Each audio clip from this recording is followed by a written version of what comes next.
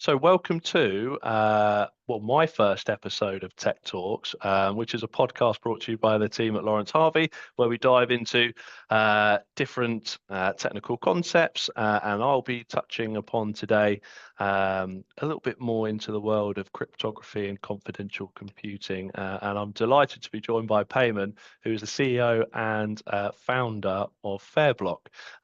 Thanks for coming along, Peyman. How are you? Thank you. Great. Thank you for hosting me. It's an honor Yes. to be your first podcast.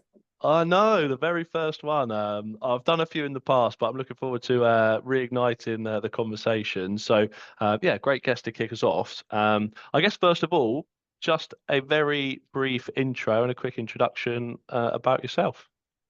Yeah, my name is Peyman. I am founder of Fairblock. And before crypto, I was mostly spending my time on confidential computing and privacy in machine learning applications or databases. So, for example, in healthcare or in ride-hailing applications like Uber, when you want to use like AI tools, you are giving them your private inputs, and sometimes you cannot, as a company, you cannot give like the best services that you can to the user because there's a lot of regulations and concerns about privacy. And basically, with confidential computing, you can circumvent those like the blockers and give them like better services, right? And I had like that background, and I learned about things like FHE and SGH and MPC in that area. And then when I started my graduate school in University of Waterloo in Canada, I was lucky to meet my supervisor, who was at the time working on Axelar. He was funding Axelar, and then I realized that that actually, like, contrary that most people think, there is no encryption or privacy on chain. It's just signatures, and that's a huge problem. So the early problem that we discovered was MEV. So MEV is still a pretty big problem, but even in that time, it was very not discovered at all. And there was a lot of bots, like it was like multi-billion-dollar market that could have been saved by encryption, but not showing like what you're trading on chain. And that was what I spent most of my graduate school on, and designing cryptography protocols. And then on top of that, I was lucky to get a grant from Axelar, and then another grant from Informal Systems, which was like 400K USD. And then I got lucky, and we raised $2.5 million from like really nice people. And it's been quite a journey in the last 2 or 3 years. And while it was like more of a researchy thing in the early days on MEV side, today we are seeing that our work and the infra side and cryptography has very, very impactful applications, and everything is coming together, especially on like trading, stable coins, and even on the AI side. So how did that come around then? How did you go from just I guess, a confidential computing expert into the world of crypto? Was it just naturally because the most interesting use cases were within blockchain and crypto, or is it always a sort of a market or an industry that you wanted to dive into a little bit deeper? Yeah, that's like the personal side of the thing is that I'm originally Iranian. Hmm. So like everything that we talk about, the nice things that we talk about regarding centralization, censorship resistance, a free payment system for world. I have experienced like even like things that prices going 10 times higher or downer every single day. We've experienced all of this stuff firsthand in a day-to-day basis. And a lot of people are using things like Tether or like Bitcoin, like on a daily basis in Iran. My first salary was in Bitcoin, and even in our university, we were mining Bitcoin. But that's more of like a less intellectual thing. It's like your consumer application, what we wanted in Iran. And obviously, like when I even applied for my graduate school, I didn't have a credit card. So like I was begging other people, my friends in other countries, to pay for that, like the $100 for that. So that's like something that like makes me feel really good every day that I wake up about building in this space. I see the actual value, and I think even in the Western countries like Canada and the US, people are realizing the value of decentralization and censorship resistance, especially in the last like 5 years. So that's like very nice thing. Obviously, there's a lot of scammers and like the negative side of the things, but coming from that background, it doesn't really hurt me. And on the other side, it's the technical value of the stuff that makes it very, very interesting, right? My undergrad was actually in telecommunications and like networks and like electrical engineering. And there's this kind of like courses like distributed systems, and Mhm. it's very, very interesting. Like, so all of the proof of stake like chains, the actual academic work has been done in electrical engineering like 40 Mhm. years ago, 30 years ago. And then when you see you build like an actual payment system and solve this kind of real world problems, it makes you really happy. And then like you see like, oh, actually my work on AI is relevant to solving big problems, and it's fast, it's growing fast. Everybody cares about your problem solving. And so everything comes together. You get like passionate about what you're doing, and that was what happened to me. Hmm. So how did Fairblock come around then? I mean, you mentioned it a little bit, and you've told me off camera before about how it evolved from when I was grad school to receiving some grants to suddenly, before you know it, receiving sort of $2.5 million in funding. But where did the idea come from, and how did that evolve just from an idea into your head into a startup? Yeah, I think the basic idea was the problem that when you are trading on chain, so for example, at that moment, Uniswap, uh, Hmm. you are leaking the amount of your transaction, your swap. And then since the slippage is public, there was like a lot of bots. And even at that moment, like very naive bots could have front run you, sandwich your transaction, exploit you to the max. And that's definitely something that you lose money. So this is like one of the very interesting examples that having confidentiality and privacy is not a luxury thing. It's something that you Mm. make money, and which is not, the case in other things. And also it means like bad UX. Again, this is like Mm. very contradictory because in Web2 or like other parts of our world, having more privacy is normally more headaches. But in Mhm. this case, it means that you have a better chance landing your transaction because you're not getting front run or other stuff. So that was a huge problem. Even something as simple as CryptoKitties, it was basically failed because of lack of information in two ways, because the smart contracts was completely public and people could have reverse engineer it. And the other reason was like all of the gas and bidding wars on chain on Ethereum Mhm. mainnet. And this is stuff like really highlighted MEV, and is to date is still happening even on pump.fun. People are front running, sniping, and whatever you want to do, whatever like out of the like I don't know, meme coin cycles and like things that are just scammers, like anything Mhm. serious that you want to do on chain, there is obviously like problems with information leakage and exploits. And we started with swaps. Then we realized that the like even though transparency and seeing like all of the activity is great, seeing all of the details about your transaction, the contents of what you're doing is something that doesn't make any sense. And Mhm. going back 17 years ago, uh, we are building like we finance like $1 trillion to projects in crypto, but we still cannot use like crypto for payroll, right? Many big companies, if they want to use something as simple as USDC for their payroll, it doesn't really make sense to them, not because they want to hide anything or there's anything else. It's just like the common sense business confidentiality requirements that you should not uh, say to all of your employees how much you're paying the other guy or like your Mhm. competitor, or like you shouldn't publicly shout what you are doing in your bank account. It doesn't mean that you're a bad person, you're like financing like other stuff. It just doesn't make sense to your dad, your mom, my grandma, Mhm. the governments and the businesses. Nobody says this should be the standard. And obviously, if we want to transition from the scammy days of crypto to something that people should use for the basic transfers and like trading and like even AI and other stuff, there's obviously need for this kind of technology. Mhm. Do you think we're far off that? I mean, you mentioned there about payroll being a great example, but I guess real world use cases that you might use on a day-to-day basis, sort of away from the stereotypical sort of use cases within the blockchain space that you've described. I mean, how far are we away from that? I think basically there is like the whole world is very isolated on this. So we Mhm. have the Western hemisphere, and there is like really positive things happening on the Western side because of the Genius Act. People and Mhm. institutions are less scared to use crypto, but and they're discovering it. So there's a lot of excitement from like big institutions, TradFi, big banks, and investors on that side. And the moment that you say stable coins, it's not a negative thing anymore. It's like an actual Mhm. very, very positive thing, right? So I think there is a lot of demand for it. And we already see companies like PayPal and Stripe and many other players are walking into this area.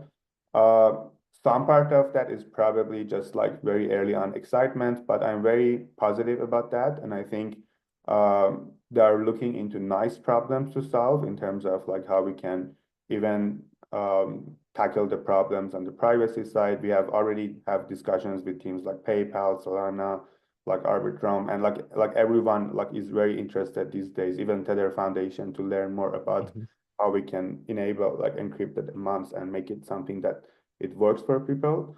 And on the eastern side of the world, I think they have been already using like stablecoin transfers. And a lot of countries like Russia, Eastern Europe, Indonesia, like Iran and Turkey, they were using it already in a very, very large amounts. I think it's like a double-edged sword, but we are seeing more and more KYC requirements from platforms. And on one side, it may mean that as simple as just like blocking some people from using these applications. On the other side, it means that we are like preventing some kind of illicit activities like sanctions, like circumventing sanctions and money laundering, which is not, we don't want to see like bad players and bad actors, right? So there is definitely an open problem to how we can tackle the privacy, confidentiality element of anonymity element of these tools with something that is also in the same time not dangerous. Like if you're sending $1 million on chain in Turkey, like it's, I think, by default dangerous, and if they know who you are, right?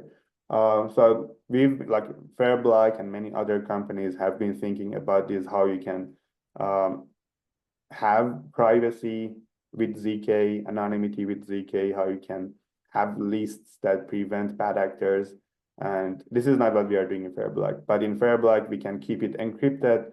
But like any normal bank like Google or Apple or any big tech company, if there's a request from a qualified actor, we can be compliant with them, but in a transparent and decentralized way. Basically, we can keep the transaction logs encrypted.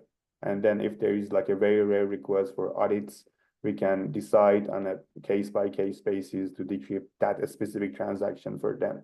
But today we are not there. So like Solana has introduced something in their solution. They just give away everything to a single auditor and nobody knows what's happening. In other solutions, they give nothing to no one. And I think the reality and the actual good products is somewhere in the middle. And that's like what we are trying to focus on.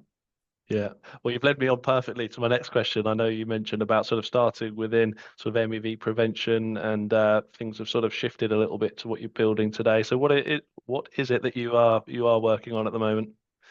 Yeah, I think we are very excited about two things. Like one thing is the simple thing, stablecoin transfers, but making it confidential. And by that, I don't mean like anonymous transfers. We don't care about like the identity of people. That's optional. But we care about your activities and how we can keep it confidential for all of the reasons that I mentioned, including for simple payrolls, your like allocations on chain. Like if even a huge fund wants to, like BlackRock wants to transfer some amount, they shouldn't like leak their activity. The impact of that order will like change the markets. That's the reason that we have things like dark pools in TradFis, or that we have like iceberg orders in Kraken, because just a big number changes the market, and everybody knows that we should keep it like as silent as possible. In the same time, we are using advanced cryptography in a decentralized way. So through things like DKG, MPC, and other cryptographic schemes, we make it decryptable only if there's like some conditions met. And by that, I mean like things like qualified auditors and all of that, instead of just giving away the whole thing to just one guy. That's like one of our major things that we are building. And it's like we are getting like huge traction from companies like Circle, Tether Foundation, Arbitrum Foundation, Hyperliquid, and even Uniswap. So that's very interesting. On the TradFi side, we know that companies like PayPal is interested in this, and a lot of RWA players recently are asking us about this just because they're hearing it firsthand as a requirement, not a nice to have thing, as a requirement for big institutional players to enter the market. That's our main focus. In the meantime, something that is very interesting is the concept of protected orders. or like intents. Just as some context, in the US, 40% of the trades on the daily basis is happening in dark pools. And dark pool today, outside crypto, is basically one guy like BlackRock or Citadel, and big traders go to them and say that I want to trade like A for B for a big amount. And what they do is just basically doing it in a confidential manner. So the amount of your order doesn't change the market. It's not like signaling that something is happening, so let's front run that. And this is very, very important. And that's why like people are paying premiums to use this kind of services. And 40% of the trades are happening in dark pools. And the interesting thing is that this is where centralization and decentralization is not just like a nice like thing to say in crypto. It actually matters. There is always like secret phone calls with this kind of dark pools, and they've been fined like more than 10 times, like big companies in the US, because of giving away, leaking information about like what's happening. For example, like some US Congress member is connected with this.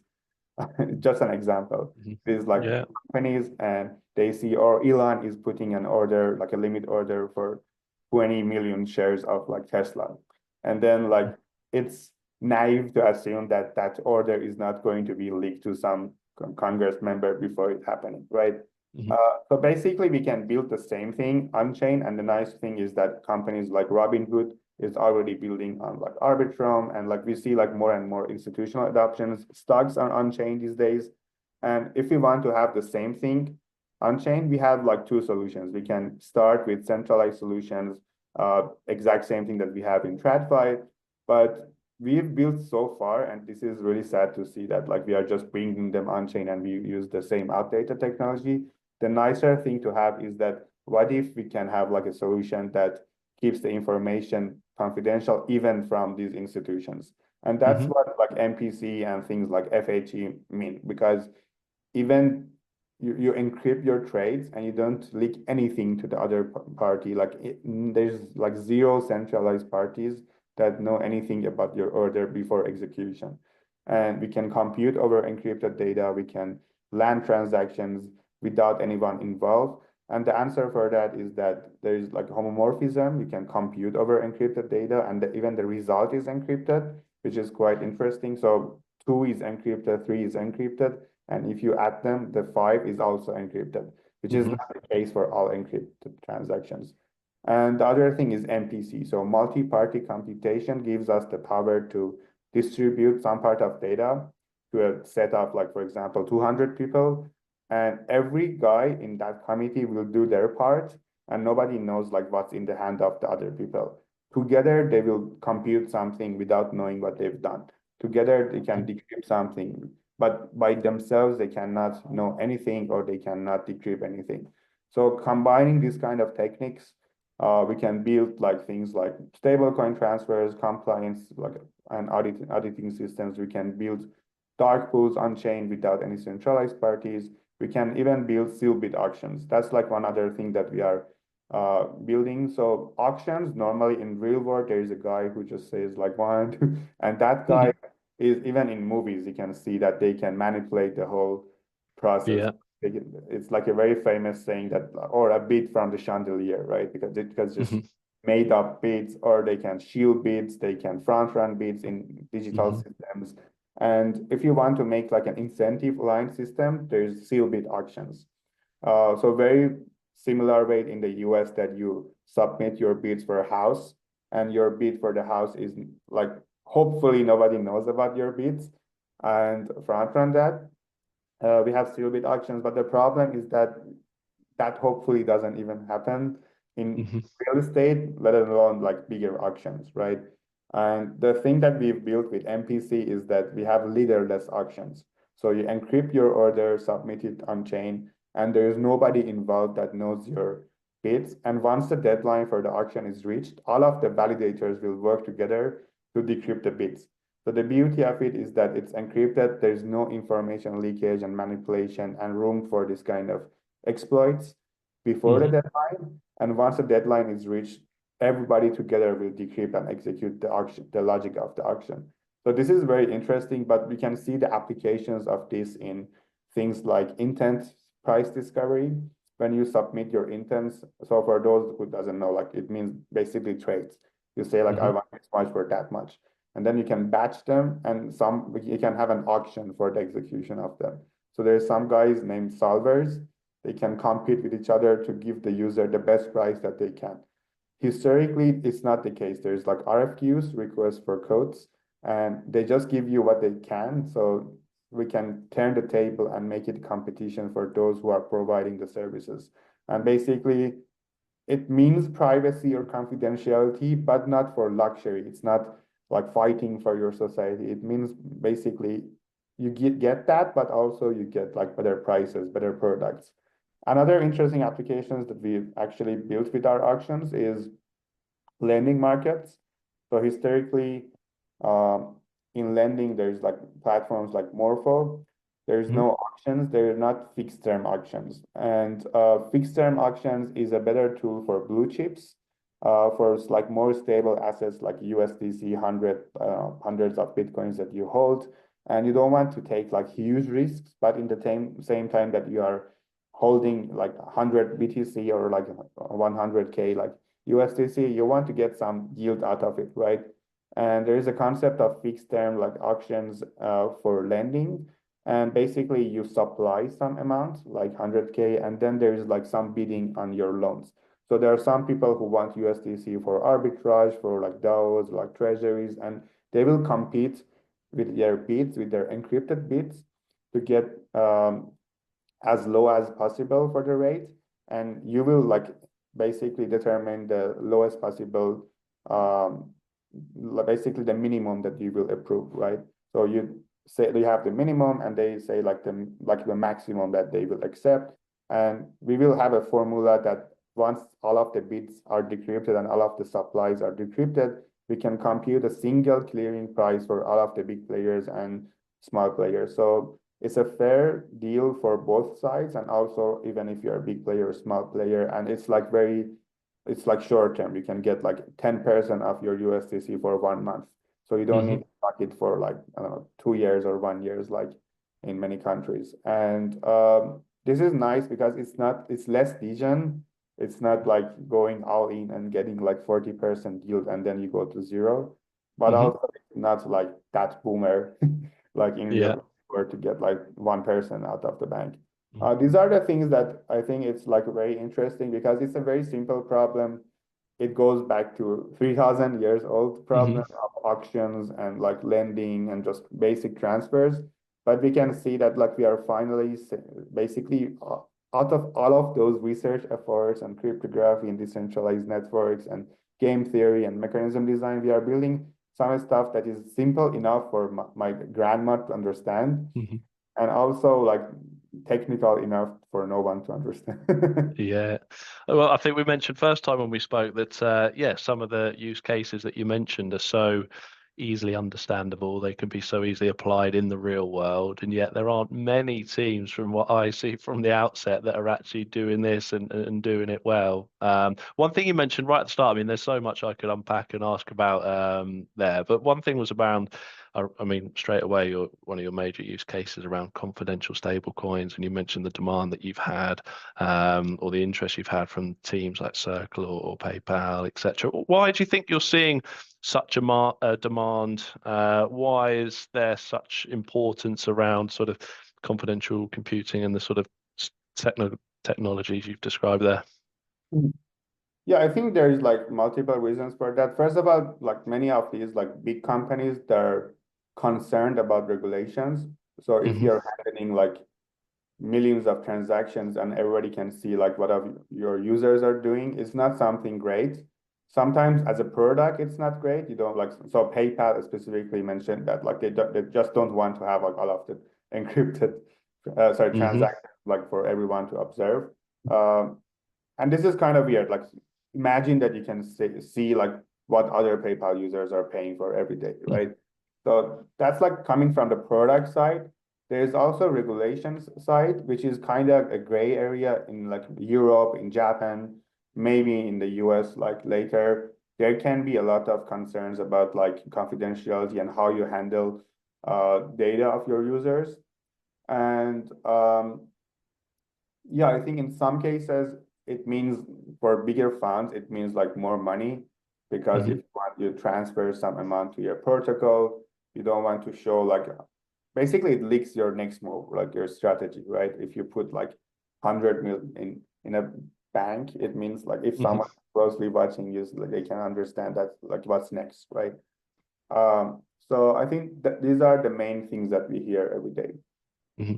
And once again, you mentioned previously, and you've touched upon, I guess, a number of different sort of cryptographic schemes, tools, protocols. I never know the right term, but you mentioned sort of ZK, MPC, FHE. Are you able to share a bit more detail about how you're using those tools under the hood? And I guess I know there are obviously intricate differences between the three, or between all of these tools, but is it that one's, I guess, correct for the specific use case that you've described to us? Yeah, talk to us about sort of the cryptography under the hood. Yeah, there's like multiple schemes like ZK proofs, ZKPs, TEs, trusted execution environments, and MPC, multi-party computation, FHE, fully homomorphic encryption, and the list goes on and on. It's kind of a meme these days. And the best way to think about this is that there are like different tools in a toolbox. So by default, they're solving different solutions, like the different problems. Sometimes they can be used instead of each other, but there's trade-offs. For example, sometimes you can shave your beard with an axe as well, but it's not the best tool, right? And sometimes it means that you need to combine them to solve like a bigger problem. If you are building a nice tool, if you are opening a very like a hard door, you need to combine like these tools to open it, right? And the thing about these tools is that some of them, the difference is very clear. So for example, with ZK is very like clearly different from these tools, because with ZK, you normally don't get any encryption. So that's like a very big misconception about like ZK, that it's private, or like it hides like all of your activity and everything. ZK in reality proves something about the data, or like what you've done as a person, right? So you can prove that you've done something, you can prove that you hold some data. And if it's implemented correctly, in some cases, it may have some privacy, because since you are proving something, you are not sharing all of the data. So like you get some privacy, but sometimes your proof leaks some information about your actions. So that's like the trick. And on top of that, when you want to combine multiple private inputs from other people, or if you are interacting with other people, if you are trading, it's impossible, like theoretically, to have privacy. And the technical term is private input composability, right? So for example, if you're engaging in a trade with like 5 other people on a public blockchain, it's impossible to just solve this challenge with ZK, right? So that's why we don't have concepts like dark pools, or like trading systems, or like confidential encrypted stablecoins with ZK today, because it's impossible. It's not hard, it's impossible. But what you can have with ZK is basically outside the privacy world, obviously ZK rollups, ZK bridges, like verification of your computations. And the term ZK is just there. It's not used because the main purpose of that is verification of your computation in a faster and more efficient time. The way that it sometimes connects with your privacy is for 2 things, as far as I know. One thing is ZK identity, which is very interesting. You can have passports, and you can prove that you hold a British passport without saying like what part of Europe. Maybe British is not Europe anymore, but Yeah. and yeah, this is like something that holds some privacy for you. You don't need to show like upload your passport everywhere, which is very interesting. And you can basically generalize it to visa issuance and many other like government services. And the other thing is more related to crypto, which is basically anonymous transfers, right? So Tornado Cash, Zcash, many other like Penumbra, Namada, many other names these days. Basically, they use almost the same kind of protocol to break the link from your transfer to the other guy.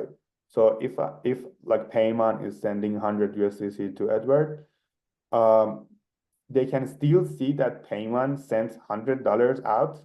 And at the end of the day, they probably can see that that address, if they know who is behind that address, received 100 USDC.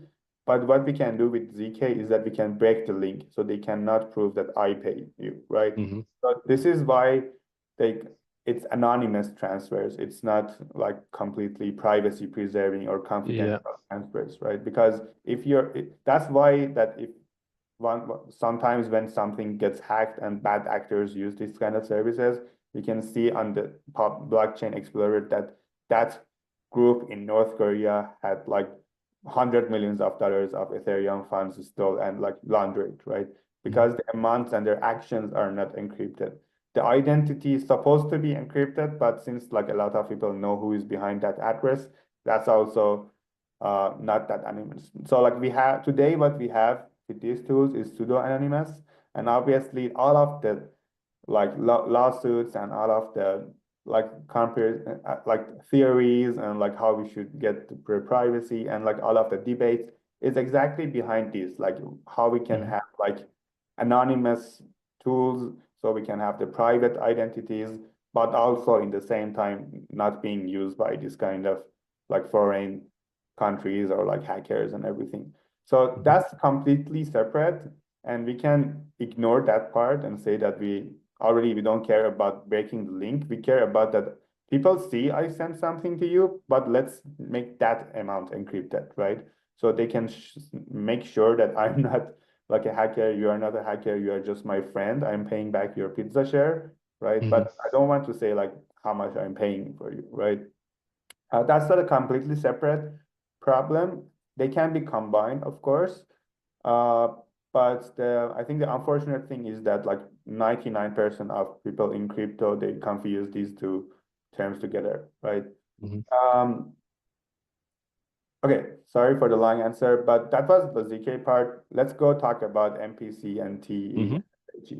The TE part is the most easiest part because it's not a cryptographic solution. It's just a hardware. It's a black box. You put data in, and then whatever you do in the black box, they can sign it and then send it to you. So TE is really general purpose. You can use it as ZK proofs as well, because you can prove that you have some information or some computation and do it inside the black box. And since no one can manipulate it by default, if you sign it and you can say that all of these computation has been done correctly inside the box and sign it, sometimes even combined with ZK, it means that it's not manipulated. So the computation is done. So that's like how it can replace ZK. On the encryption part, and like confidential computing part, we can basically encrypt data, send it to the black box, decrypt it in the black box, compute over that, and just send the results back. And that's how you can make like a simple version of confidential computing. The challenge is that the box is not that secure. There has been like more than 10 attacks, recent and like historic attacks, that the whole box was compromised, and there's like side channel attacks. And many people think that on one side, these like SGX or like other TE tools like TDX technologies is good, as long as it's like temporary. So you're not like putting data forever inside them. And it's not like that of high stakes. You're not trading like $100,000 inside it because the incentives are higher. And it's just like something temporary, something to just keep like secret for like 5 seconds, 10 seconds without that much stakes. And many other like cryptographers and like blockchain experts say that you need to combine TEs with other solutions like ZK or MPCs as like security in-depth method, because like the other ZK part and MPC part is also based on some assumptions. And if you combine TE, it's like a shell around it, makes it like significantly like almost impractical to break the system.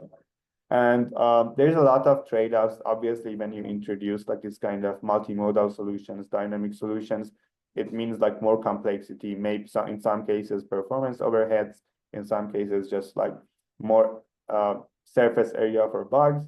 But at the end of the day, it's like real world. Like maybe for a game, we don't have two-factor authentication. Maybe for our Telegram, we have like 3 layers of authentication. So that's like how you should think about this. There's no single solution that is simple, fast, like super like efficient and general purpose for everything in crypto. When it comes to a simple on-chain game, maybe just something like SGX is fine. When it comes to like finance, it's not fine, probably. And that's like why in Fairblock we call it dynamic solutions or multimodal solutions, because we want to allocate the best. We don't believe in like one single cryptographic god that solves all of our problems.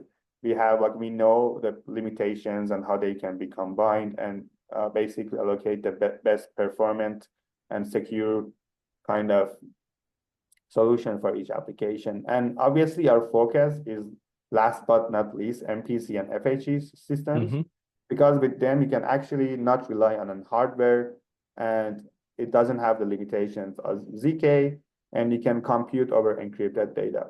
And we have like technologies like homomorphic encryption that gives us the ability to compute over encrypted data. So as a very simple example, if we have like a service on chain that gives us DNA analytics, right? Or like just BMI. I want to submit my weight and height and submit it on chain. And nobody wants to publicly shout their weight and height, but they want to get the analytics back. So like in the BMI system, like how healthy you are. With DNA, obviously you shouldn't share your DNA, because companies like 23andMe that recently went bankrupt, they will sell your data, and nobody knows what they can do with that in 20 years, right? But in the meantime, we want to get services out of this. And the best way, like hopefully, is that you encrypt your DNA. They also don't want to share their models like with everyone, because they've worked hard for that, right? You encrypt your data, you share it on chain or like with their servers, they compute over that, and then they will give you back the encrypted results, right? So you can decrypt it for yourself. You can pay them, because you cannot just steal their model, but they can also not steal your data. So it's all about balancing the relationship between users and this kind of big tech companies. In crypto, it's a little bit harder, because it's not just between you and the other guy. It's normally financial activity, and financial activity is not normally between just you and the other big company. It's between you and multiple other people involved. And that's what most companies call it private shared state. So you want to privately pay someone, but you also need to verify that like you have enough balance, it's negative, you are qualified. So you can do that with ZK, but you can also encrypt it and compute over that on-chain, and everyone can transparently see the encrypted values and the logic that holds. Like for example, the encrypted 2 plus encrypted 3 is encrypted 5. We can verify, everyone can verify that. And once it's decrypted, sometimes you need to publicly decrypt something. So let's go back to the auction example. You encrypt your bid, the other guy encrypts their bid, and the decryption happens on-chain for everyone. And this is where MPC comes to play, right? Because without relying on any person, you can decrypt something for everyone.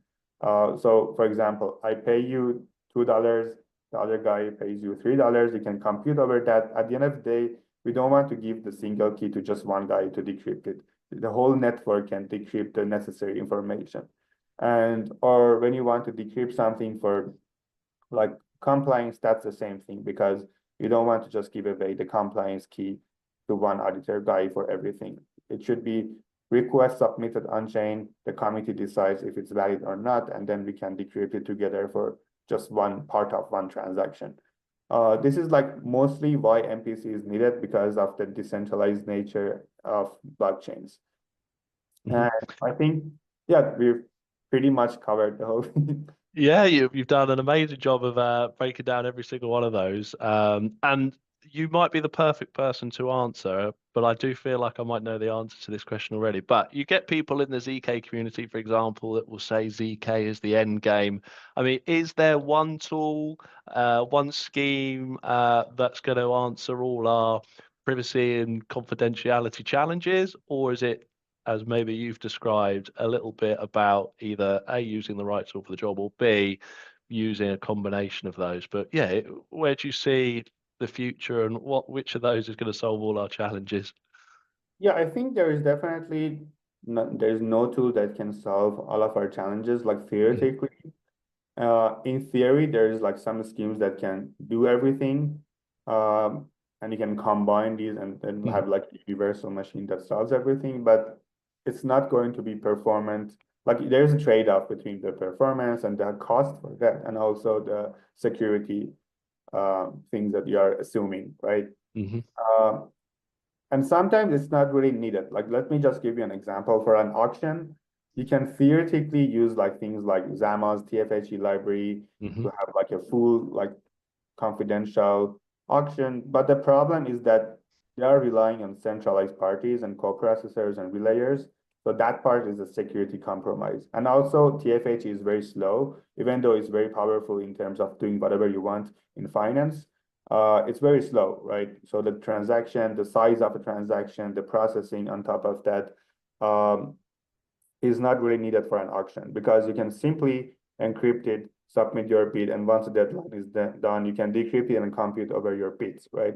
So it's an overkill. Another problem, for example, for confidential stablecoins, there's like companies like Zama or like Inco, they are talking about confidential stablecoins, but it's not really needed because FHE and TFHE is very complex. It means that you do like whatever function on whatever ciphertext that you have, but for confidential stablecoins, you just it's as simple as like addition and subtraction, right? Because I pay you $2, you have $3, it's five. You don't need mm-hmm, to have like power for any kind of like polynomials on your like number, right? So the moment that you relax that requirements, there's like other solutions like something as like twisted LGAML mm-hmm, encryption system that is additively homomorphic, and you can do the exact same thing without sacrificing security or performance and like cost overheads. The other example is um, the way that we use identity-based encryption. So in our case, for decrypting every transaction, we can decrypt the whole batch together. So if you have 100 transactions, we have one share per validator. But in the threshold decryptions systems like Zama or like other solutions for general like threshold encryption systems, you have one share per transaction. So if you have 100 transactions in a block, you need 100 times of messaging on chain. And uh, it doesn't scale linearly. It's like O of N2 or N3, depending on their requirements. And this is something that like many teams have tried before, and they've paused their like actual product development because of these scaling problems. On paper, it sounds easy. You just build a library, it solves everything. But as you know, in blockchains, the problem is always like scaling and like how fast you are. mm-hmm. And I'm conscious of time. You've been a great guest, but I have to finish off by asking, what's next for you? And I know it can be challenging in startup world to answer this question, but what can we see in the next 6, 12 months or longer term, and what can we expect from Fairblock moving forward? Yeah, I'm actually like really positively optimistic these days because few months ago, like everyone was very, very excited about meme coins, right? Hmm. Which was very great. I enjoyed the time as well. But there was like some time that people were over excited about like AGI. Nobody knows what was AGI. Like the companies are not using the term anymore, right? Hmm. Or like AI agents and AI chatbots. And I think partially it's because of the short-term grief, like fueled by VCs and just like the selling the dream of like, oh, invest in this kind of futuristic project and it will go to the moon. And part of it is because of politics, and hopefully it's done. It seems that that cycle is done, and people are looking for actual use cases, right? So that's like why we hear like stable, like the simplest things, the stable coins transfers, like working with banks, like things that people were talking about it like 15 years ago as well. It's not a Hmm. new idea.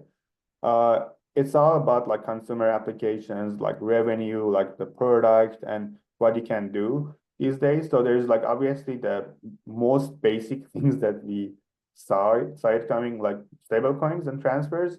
But now is the time that uh, think about the next things that are like serious, like trading platforms.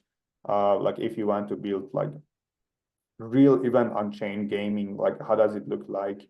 And I think it's very positive because we were very disconnected as a community and like founder community, because the community used to think about crypto as something just like NFTs and meme coins and apes and like having fun and short-term investments, crazy things, the wide variety stuff.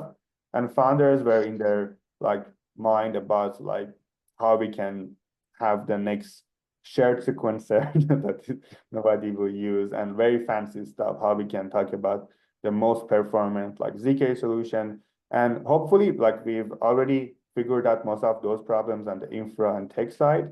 And like even me, like I've spent a lot of time on cryptography, and like most people don't care about that. And now that we figure it out, like we know like where to use something, and we've developed the libraries and the infra and everything, companies like us and many other companies are starting to look and build applications that people don't necessarily need to know like what's cryptography, what's blockchains, what other stuff. The moment that you can say that, look, like for example, my grandmother, there is a service that if you use, it doesn't leak your information, but it's also much simpler than going to bank and sending $10,000 to your son over like cross-border payments. They will use it. Like there is no need to like give them like 2 hours of pitch that why this is a better solution, right? So I think there is definitely a trend in our company and many other companies to build these applications and like grind so hard to make it something that makes sense. Well, thank you so much for joining me. You've done an awesome job of breaking down the sort of introduction into cryptography, those different tools and schemes you mentioned, and obviously more about confidential computing and Fairblock.